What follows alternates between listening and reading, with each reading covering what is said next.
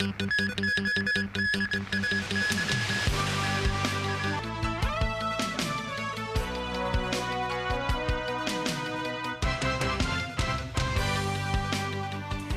and welcome to TVB News. The government has pushed back its plan to charge residents for rubbish disposal from the end of the year to April next year. Secretary for Environment and Ecology Tse Chin-wan said this after gathering opinions from frontline cleaners. As Sharon Tang reports, a Legislative Council panel will discuss the proposed legislation on Friday. For years, the administration has proposed the polluter pays principle by quantity-based waste charging and recycling. The original plan was, starting at the end of the year, residents will have to use designated garbage bags for disposal, and the bags come with a charge of between 30 cents and $11. In his latest interview with the press, Secretary for Environment and Ecology Tse Chin-wan noted the scheme has been postponed until April 1st, 2024. He said the government has listened to a lot of comments and found them reasonable. An industry representative welcomes the move and explained what would happen if the government went ahead with the charging scheme by the end of this year. As the Christmas time and Chinese New Year is approaching, seasonal parties, the amount of trash is really a lot, and we have to arrange more workers to deal with that. Also, there's a labor shortage that we cannot cope with. Still, environmental group The Green Earth thinks the postponement shows the government doesn't seem to care. Earlier, the government was looking for contractors to produce designated garbage bags. The plan failed because the bidding price was too high. The Environment Secretary noted after the new tendering that some of the costs have been cut by half. He's confident contractors will be capable of making sufficient garbage bags. Also, Tse noted there will be a 6-month buffer when the scheme takes effect. Public housing, village houses and the so-called 3-nil buildings, those without owners' corporations, residents' organizations or property management companies will be provided with the designated garbage bags. During that period, law enforcement officers will issue warnings to members of the public who violate the law. When the 6-month period is over, offenders will be subject to a $1,500 fine. Sharon Tang, TVB News. U.S. President Joe Biden landed in London on Sunday night as he began a 3-nation trip that will see him attend a NATO summit in Lithuania. While in the UK, Biden will look to deepen his relationships with King Charles and British Prime Minister Rishi Sunak during separate meetings. Daniel Rao tells us more. U.S. President Joe Biden travelled to 10 Downing Street today to hold a meeting with British Prime Minister Rishi Sunak, their 5th in as many months. It is Biden's first visit to Downing Street as U.S. president. White House National Security Advisor Jake Sullivan said the two leaders will share notes ahead of the NATO summit in Lithuania, which gets underway on Tuesday and will be dominated by the Ukraine crisis. Ahead of the trip, Biden urged caution for now on Ukraine's drive to join NATO. He said the alliance could get drawn into the war with Russia due to NATO's Mutual Defense Pact. Biden's visit also comes days after he agreed to send controversial U.S. cluster munitions to Ukraine. Cluster munitions are prohibited by more than 100 countries, including the United Kingdom, due to their threat to civilian populations. However, the White House National Security Advisor downplayed the disagreement over cluster munitions. Sullivan said Prime Minister Sunak and President Biden are on the same page strategically on Ukraine. The U.S. leader will hold talks with King Charles at Windsor Castle today. They are to discuss how to help boost private investment to combat climate change, a threat both leaders say is existential. Sullivan said Biden hopes to deepen his personal relationship with the British monarch. An analyst stated that Biden's meeting with Charles will echo a tradition the late Queen Elizabeth II was keen on. The Queen met and had long-standing dialogues and meetings with 13 of the 14 US presidents. And it was felt, a lot of the writing and the commentary is that by the end of it, it was seen even from the US as the great superpower, but it was seen as advantageous for a president to be pictured next to the Queen. Charles is an important figure in the world of green and climate energy. He's a very familiar face, so I think there's no disadvantage from a US president being photographed next to him. Dunnerell, TV News. Britain's public service broadcaster, the BBC, is wrapped up in another scandal which could lead to a police investigation. A presenter has been suspended after allegations that he paid a 17-year-old girl to perform in sexually explicit photos and videos. The BBC is reporting the story, but not naming the employee, causing speculation about who it is that is under investigation. David Garrett has more. In the UK, for the second time in a dozen weeks, the organisation that delivers the news to the people is in the news. 4 months ago, BBC Sport's Gary Lineker was suspended for criticising the government's asylum policy on Twitter. He was reinstated in a U-turn as the organisation struggled to get to grips with its own guidelines. Now, a different unnamed high-profile presenter is suspended. This scandal could lead to a criminal investigation. The Sun newspaper claimed a BBC employee paid a girl $45,000 for sexual photos over a 3-year period beginning when she was 17. Although reporting the story, the BBC is not naming the person under suspicion, even though they know his identity, thus forcing some male BBC celebrities to publicly deny any suggestion of involvement. The public service broadcaster has asked the police to investigate. It looks as though we're reaching a point where inevitably the name will come out, because given the evidence that we understand that is now available, then it seems extremely likely that the police will arrest and interview this person, and in due course it looks likely that they'll be charged. The age of sexual consent in Britain is 16, but under another law, it's a crime to make or possess indecent images of anyone under 18. The tabloid that first reported the story quoted the girl's mother as saying that the male broadcaster has been paying for the images for the last 3 years. She says her young daughter spent the money on an illegal drug habit. The mother, who has not been named by media, complained to the BBC in May, but the star remained on air. It does call into question the ethics, the investigations, how long these things take, and the BBC, but also other broadcasters, do need to get a grip. The BBC is funded by a public licence fee set by the government. Culture Secretary Lucy Fraser held talks with the Director General of the BBC about what she called a deeply concerning allegation. The BBC is now said to be investigating swiftly and assisting the police. David Garrett, TVB News. The Netherlands' longest-serving Prime Minister Mark Rutte will leave politics before the end of the year. The 56-year-old has decided not to run again as leader of the VVD party. He said he will leave politics when a new cabinet takes office after elections. His government collapsed on Friday after a row with coalition partners over his immigration policy.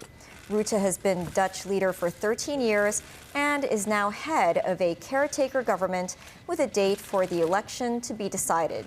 The vote will likely be in November. In the U.S. state of New York, a woman died after being swept away by floodwaters while trying to evacuate her home. Heavy rain spawned extreme flooding in New York's Hudson Valley, swamping roadways and forcing road closures. Much of the rest of the northeast U.S. began bracing for potentially punishing rain. As the storm moved east, the National Weather Service extended flash flood warnings into Connecticut and Massachusetts. Forecasters expect as much as 12 centimeters of rain in some areas. Rescue teams were attempting to retrieve the body of the woman, who was in her 30s. 2 other people escaped. The force of the flash flood dislodged boulders, which rammed the woman's house and damaged part of its wall. In Beijing, President Xi Jinping and Solomon Islands Prime Minister Manasseh Sogavare today announced the establishment of a comprehensive strategic partnership. Sogavare's first appointment was a meeting with Premier Li Qiang at the Great Hall of the People, where he attended an official welcoming ceremony. On a week-long trip funded by Beijing, Sogavare will open the nation's embassy, meet Chinese companies, and visit Jiangsu and Guangdong. Sogavare came to power in 2019, switching the nation's diplomatic ties from Taipei to Beijing. The visit highlights the accelerating contest between China and the U.S. for influence in the South Pacific. Xi and Sogavare met in the afternoon. China and the Solomon Islands signed 9 diplomatic agreements, including an implementation plan for the 2023-2025 on police cooperation.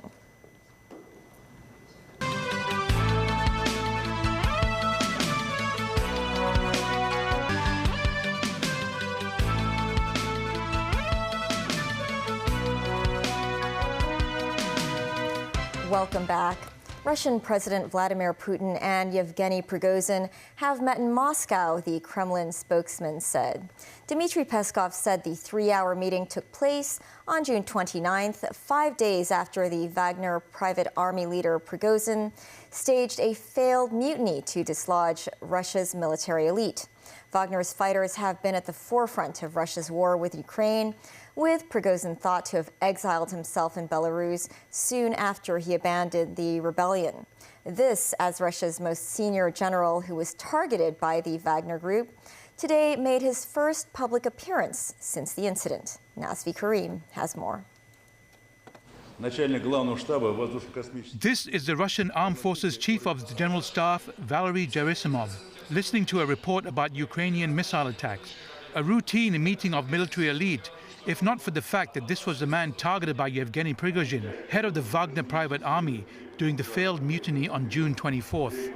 It's Gerasimov's first public appearance after Prigozhin and his fighters abandoned a march to Moscow to topple defense leaders in favor of exile in Belarus.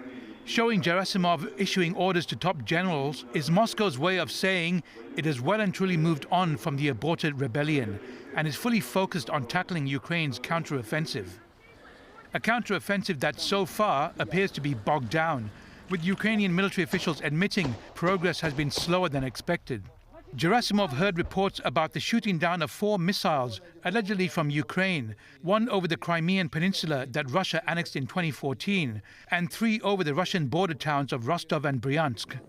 Ukraine says its forces don't target areas beyond the front lines of the war, though they consider Crimea fair game. Kyiv's Deputy Defense Minister Hanna Maliar was reported to have said such attacks are key achievements. Ukraine said 4 people died and 11 were injured in the frontline town of Orikhiv in Zaporizhia during the distribution of humanitarian aid. Ukrainian President Volodymyr Zelensky, meanwhile, was with Polish President Andrzej Duda in the western city of Lutsk to commemorate a dark period in relations between the two countries.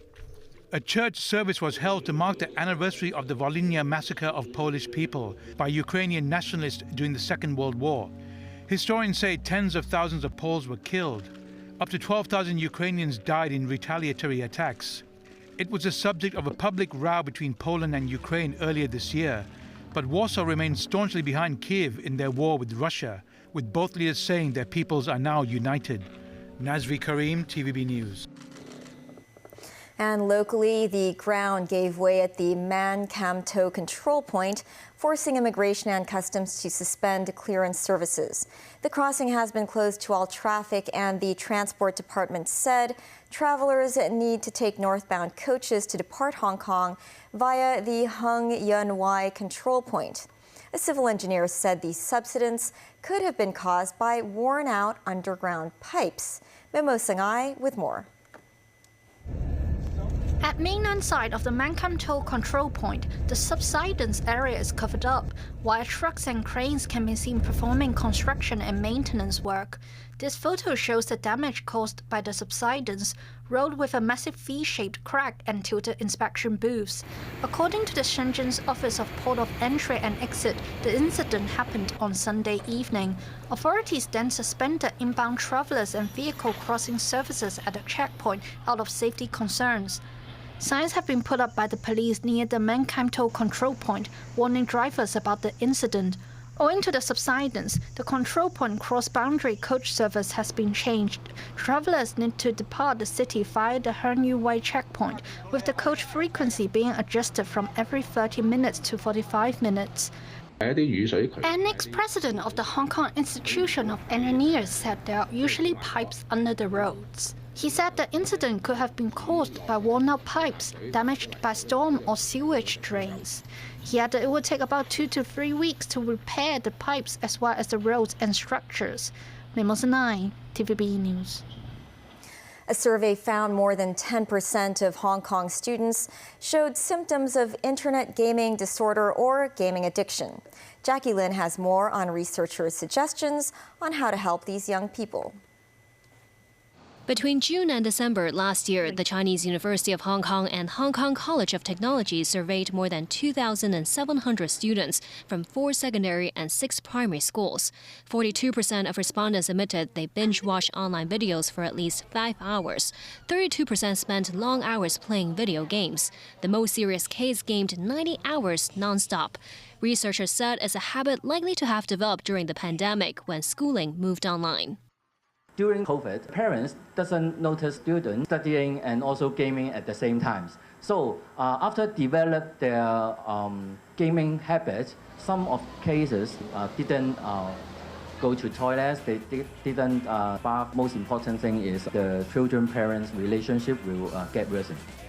Some 12% of respondents also showed signs of internet gaming disorder or gaming addiction. 1/3 are female. Nearly 200 gaming addicts are primary students. Around half of the pupils surveyed are also found to display moderate to very serious symptoms of anxiety or depression. If they have mental health problems, they are more likely to use gaming, internet gaming, to avoid that stress. With a month-long summer holiday around the corner, researchers said parents should help children plan their free time constructively.